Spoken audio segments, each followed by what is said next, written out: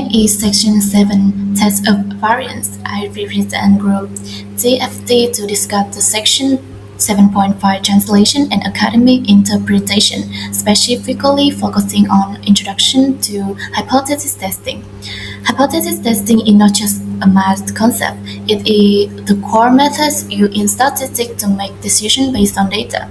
Let's start with the definition. Hypothesis testing is fundamental statistical methods. It is used to evaluate claims about population parameter using sample data. Why do we need this? Because when we see a result, we need to know is this result due to just randomness or does it represent a real difference in the population? This method have a distinguish between the two. Now let's look at the key concept. Think of this as the vocabulary of our test. First, we have the null hypothesis denoted at A0. This is the statement of no effect or no difference. We assume this is true until we have evidence to prove it wrong. Second is the alternative hypothesis denoted at A1 or A8. This is the opposing claim. It represents the change or the discovery we are looking for. The next is significant level, denoted by alpha. This is the probability of detecting A0 when it actually true. In other words, it is the risk of making type 1 error. Finally, we have the test statistic and p-value. The test statistic is a value calculated from our data, and the p-value tells us the probability of seeing that result. If the p-value is lower than alpha, we reject the new hypothesis. So how do we actually perform a test? The procedure follows a logical flow. State A0 and A1 is clearly defined as you are testing. Next, choose alpha, test your significance level. Select a test statistic. Choose the right formula based on your data. Compute mean calculate the value from your sample, and the last make a decision, compare your results for critical value or use the p-value to decide whether to reject A0. Next, let's move on this slide. Second, central moment and variance. The title might sound a bit technical with the phrase second central moment, but in simple terms, this is what we call variance. It is essentially a measure of dispersion around the mean. First, let's define mathematically for a random variable x. The variance of x is defined as the expected value or of the square difference between x and mean. When we is the expected value of x, think of it this way. We want to know on average how far each data point is from the center. We square the distance so that negative and positive value don't cancel each other out. The slide also mentions random vector. This applies when we are dealing with multivariate data, meaning we observe multiple variants at once, like measuring both height and weight. In this case, instead of single variance number, we use the covariance matrix denoted by the symbol sigma. The matrix captures not just variance of a variable, but also covariance, how the variable change together. However, in practice, we usually don't have the full population data, we only have a sample, so we use the sample variance denoted as S squared. The formula is in this slide.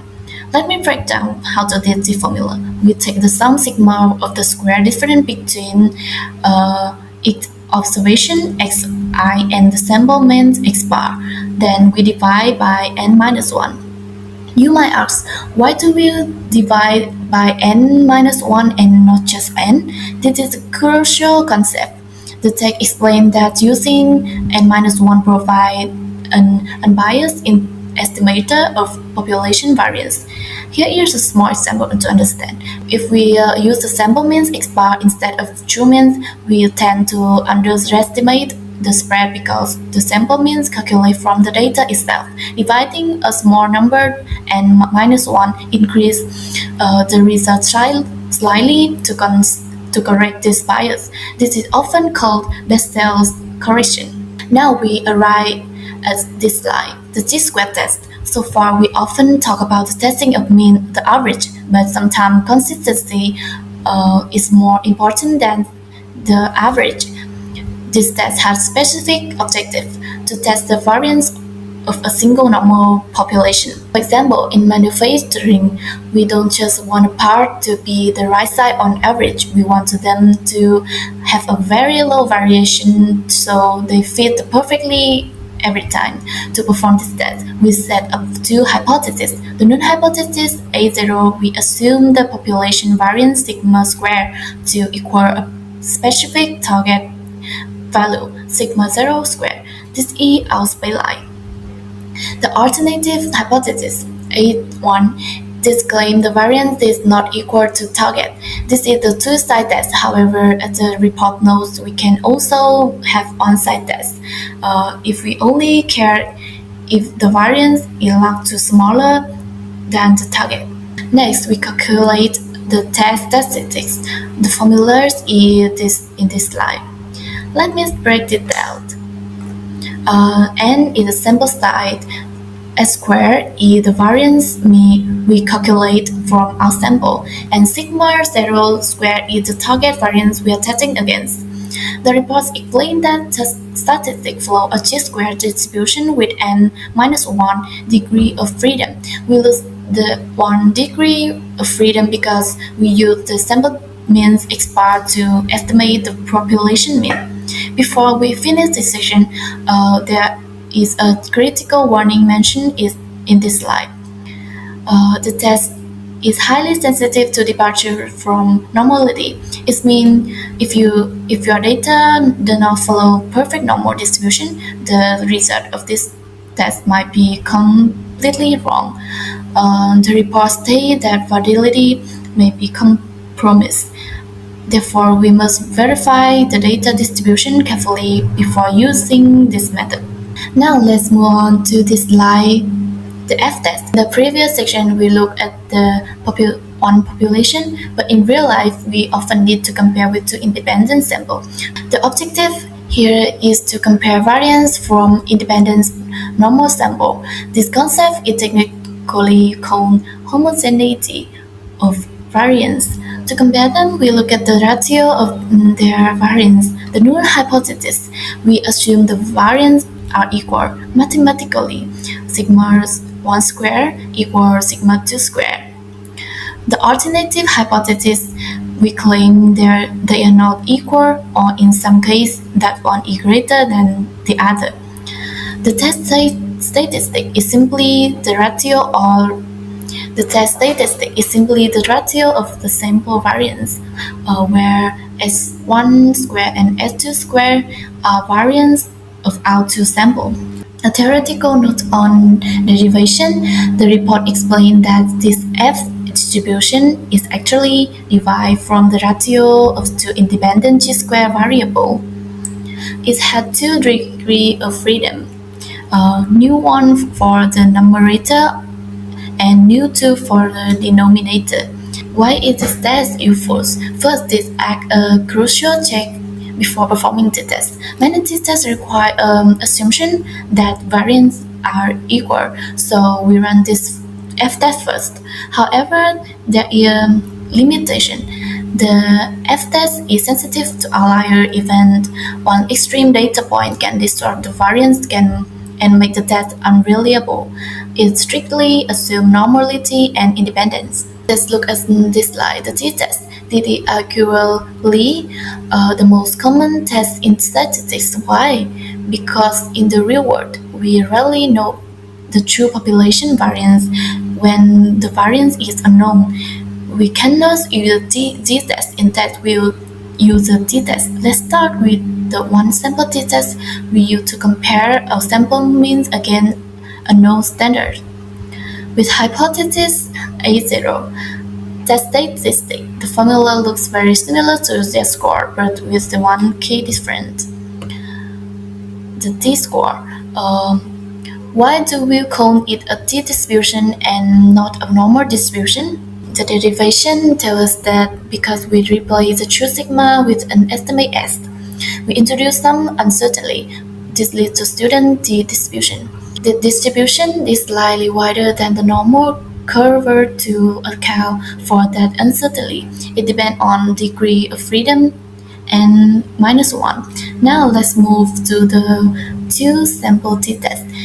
This is used when assume the variance of two groups are equal. The formula for t compares the difference between the two sample means. This formula is look complex because of the terms as p in the denominator. As p stands for pool variance, since we assume the variance are equal, we compare the data for both groups to get a better estimate of the variance. The formula is weighted average. Here the degree of freedom is n1 plus n2 minus 2. Imagine comparing the test score of class A have 20 students and class B also have 20 students.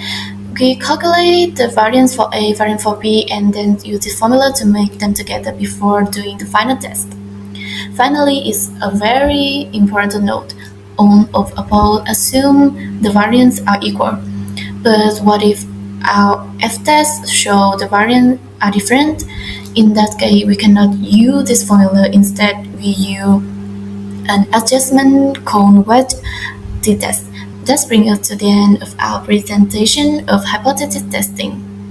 Now that we understand the math, let's answer the question. Where do we actually use this? First, key application. About quality control in factory, we use the variance test to ensure consistency. If a machine has high variance, the product is defective.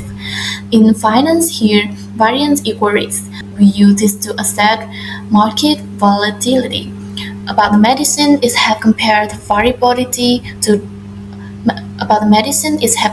variability of different treatments. However, there are practical consideration assumption. We must assume the data normal and independent. Diagnostic, we can just get. We use tools like QQ plot to verify these assumptions visually. Multiple testing. If we run many tests at once, we must use adjustment like Bonferrari correction to avoid false error. Moving to section main findings. What are the core takeaways from our research? Theoretical focus. There is a major shift from focusing on average to focusing on the spread. Core calculation, the gatekeeper.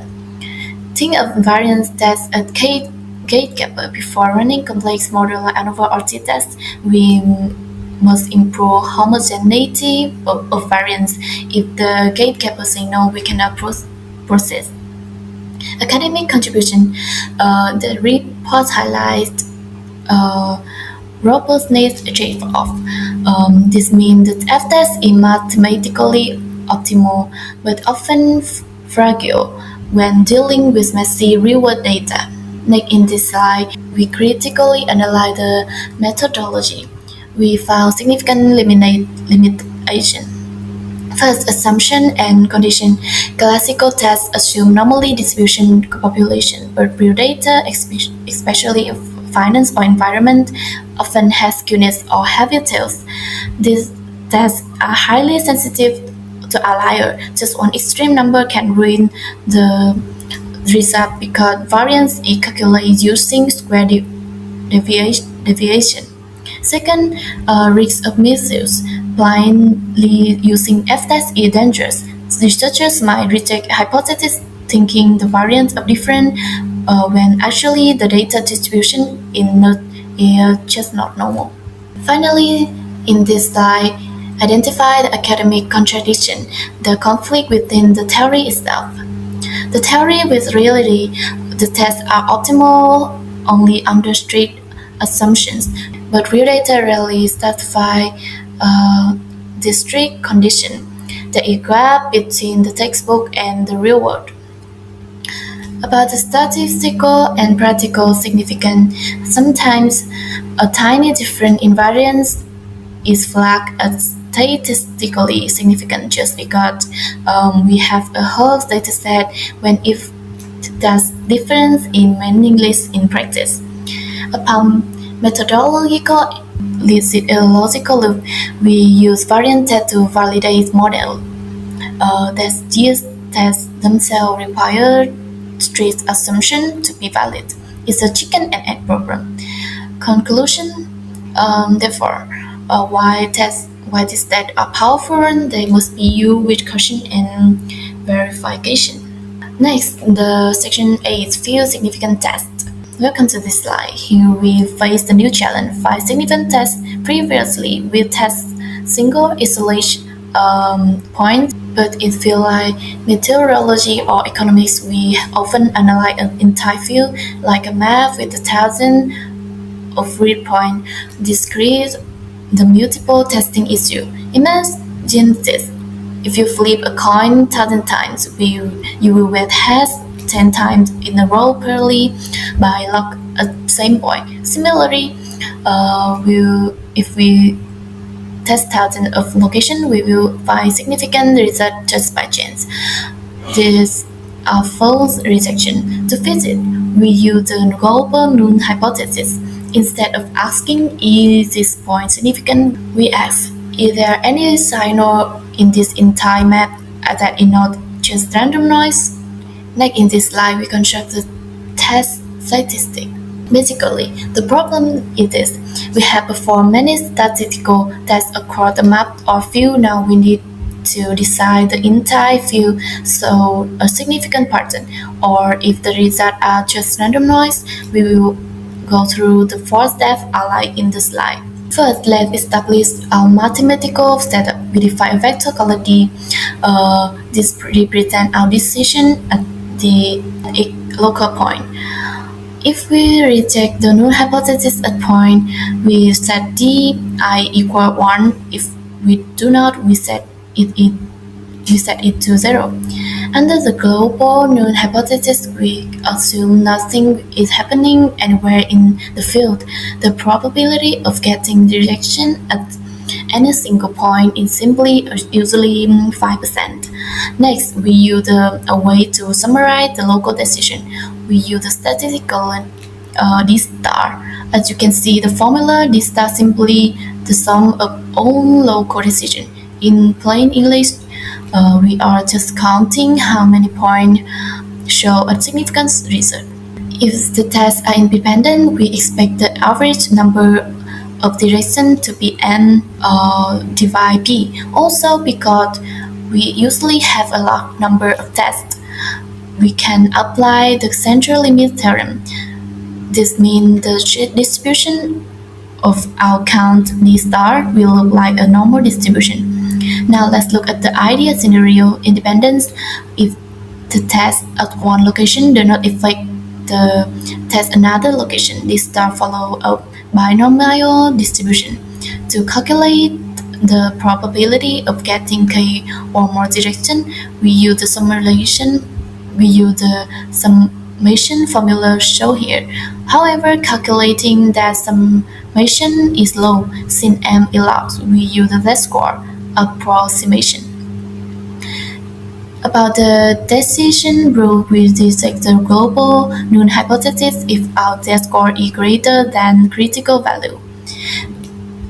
Finally, we must face reality in field like economics. Local tests are rarely independent.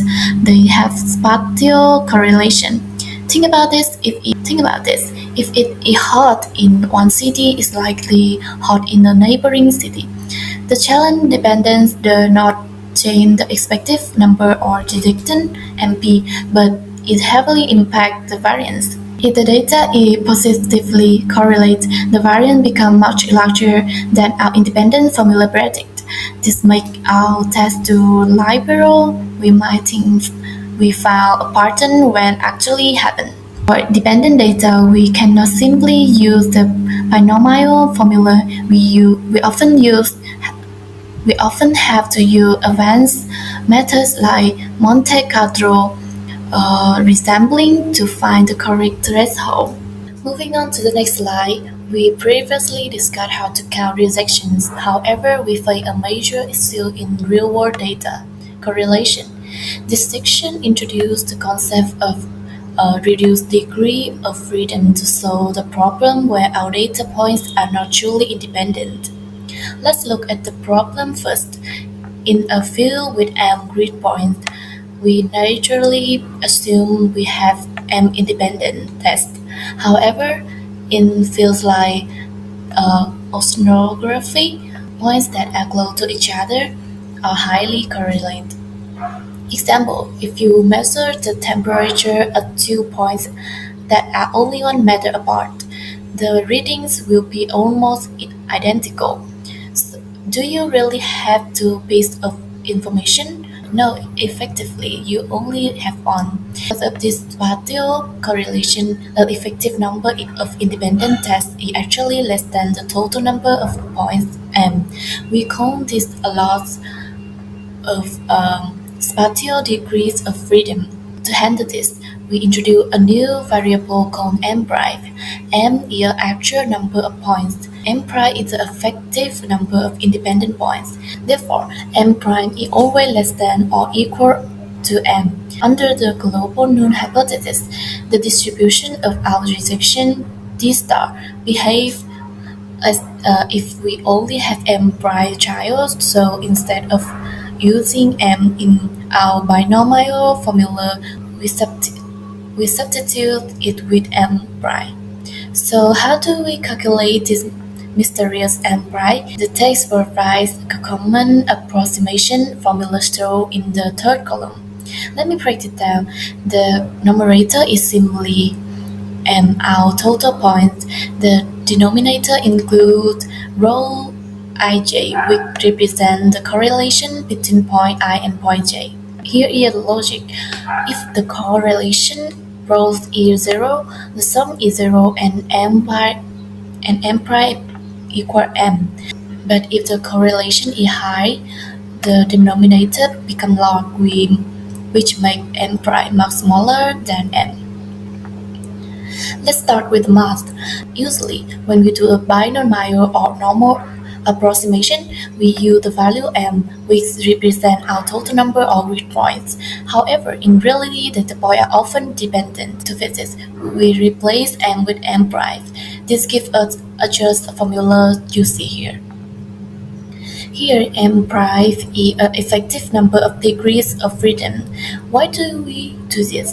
Because when there is independence between points, the variance increases. If we don't adjust for this, our result will be wrong. Moving to the middle section, the mutual independent assumption. If every point on our grid was completely unrelated to its neighbors, then m prime would simply equal m. But in spatial data, this is rarely the case. In practice, to fit this, researchers often select a subset of grid points. They pick points that are far enough apart to approximate independence. For example, instead of taking every point, they might take every other point to reduce the correlation. Finally, let's look at a real-world application in meteorology. Scientists use it to test if a climate model shows significant change across the local grid. Here is the issue. In places like the ocean, data points have very high correlations. This drastically reduces our effect number m prime. Then m prime gets smaller, it becomes much harder to reject the null hypothesis. Simply put, it makes it harder to prove that change is statistically significant. A word of warning: even if we pick a subset of points to create a new m prime, we must still underestimate the variability if there are hidden correlations that we didn't account for. Moving to the next slide, let's look at other methods and considerations. Besides using effect degrees of freedom, we have other options. Bonfironi correction. These are just the local p-value is very safe but often too conservative. False discovery rate. This is more powerful than Bonfironi controlling the proportion of false positive. Monte Carlo method, We can use computer simulation to determine the distribution of this data. Limitation, whether state-narity assumptions may not hold, so robust methods like permutation tests are often recommended. Now we summarize the findings in this slide. There is a clear shift from local testing to global testing. About core conclusion, spatial patterns can be deceptive, whereas global tests act as a filter to distinguish between physical signal and random false alarms. About main contribution, the concept of effective degree of freedom is a key contributor here. It forces us to be more conservative and accurate by correcting for spatial correlation. In this slide, we analyze the methodology. The assumption of independence is unrealistic for spatial field. Modeling the true independent structure is very difficult. About applicability and generality, the main restriction is computational cost, especially for Monte Carlo method. However, these methods are widely applicable in climatology and economics. About the risk, a major risk is data dredging or p-hacking. Without field significant tests, researchers might report isolated local rejections at major discoveries, which is misleading. Finally, the last slide covers methodological and interpretative conflict. About global and local, field tests tell us if there is a change globally, but they don't always pinpoint exactly where the change is. This is a problem for policy making.